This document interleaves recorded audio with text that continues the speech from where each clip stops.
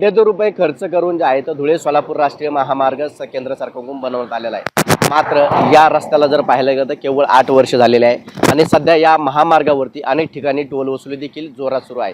परंतु महामार्गावरती पडलेल्या खड्ड्याकडे आता कंत्राटदाराचं दुर्लक्ष झाल्याचं दिसून येत आहे। आता सध्या धुळे सोलापूर राष्ट्रीय महामार्गावरील 52 वरती आहोत। या ठिकाणी जर पाहायला गेलं मोठली खड्डे जे आहेत ते या ठिकाणी पाहायला मिळत आहे। अनेक ठिकाणी जे आहे ते मोठमोठली खड्डे जे आहेत ते या ठिकाणी झालेले आहे आणि या महामार्गावरती जर पाहायला गेलं तर मोठ्या प्रमाणात टोल वसुली जी आहे ते दररोज होत आहे। लाखो रुपये टोल जो आहे तो वसूल केले जात आहे।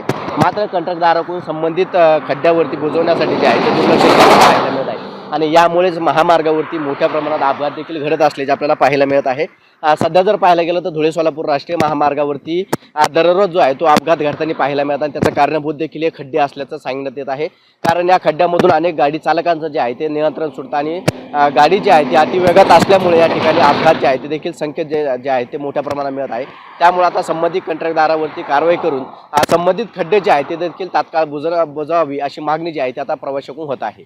छत्रपती संभाजीनगरहून विजय चिडे, जय महाराष्ट्र।